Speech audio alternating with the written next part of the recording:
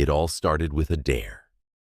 Four friends, Jack, Mia, Kyle, and Sarah, decided to explore the woods behind their small town one weekend. They'd heard whispers about an old cabin deep in the forest, said to belong to a man known only as Wire. The legend claimed that if you touched anything inside, Wire would haunt you for the rest of your life. On a crisp autumn afternoon, the four friends set out, armed with flashlights and a sense of adventure. They trekked deeper into the woods, the trees growing thicker and the air colder. Eventually, they stumbled upon the cabin, hidden behind a veil of overgrown brush. Its rotting wood and broken windows sent shivers down their spines, but they pushed forward. Inside, the air was stale, heavy with the scent of decay. They found old, rusted tools scattered about, and an unsettling feeling settled in their stomachs. In the corner of the main room stood a grotesque sculpture made of twisted metal and bloodied rags. Without thinking, Mia reached out and touched it. The moment her fingers made contact, a chill raced through the room. "Let's go," Jack urged, feeling an uneasy weight settle over them. But it was too late. They had awakened something. That night, as they returned home, the shadows seemed to deepen, stretching unnaturally. Kyle dismissed the sensation as nerves, but as days turned into weeks, Wire began to intrude upon their lives. Mia was the first to encounter him.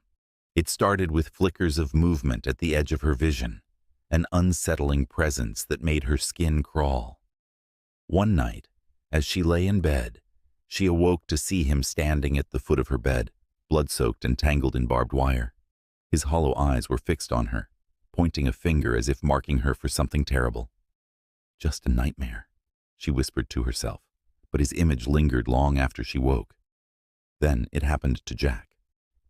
Walking home late one evening, he saw Wire standing atop a nearby building, silhouetted against the moonlight.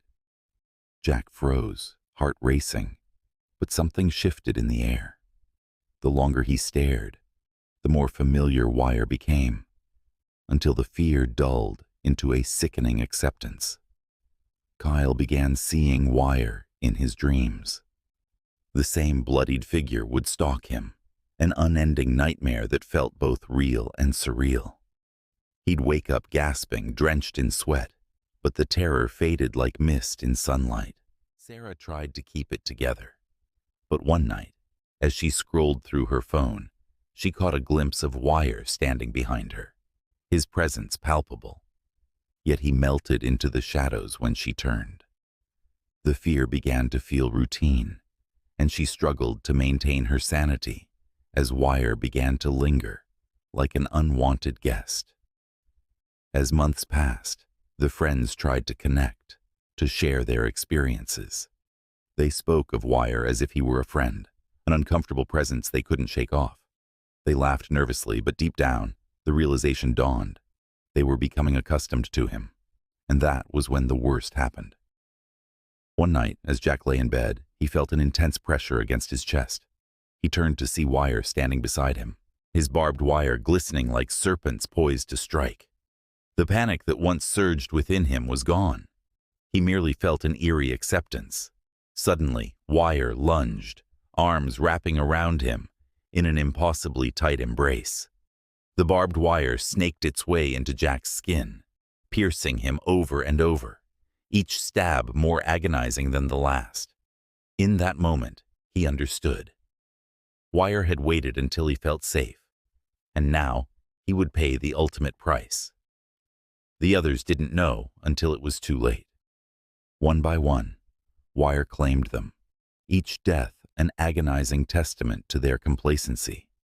They became shadows of themselves, wandering the woods, their spirits trapped forever, watching as new victims stumbled upon the cabin. Now, Wire haunts the night, lurking in the corners of the world, waiting for the next curious soul to touch something in that forsaken cabin. The laughter of four friends echoes in the wind, a chilling reminder that some legends are not just stories. They are warnings. If you ever find yourself in those woods, beware the cabin and never ever touch what's inside.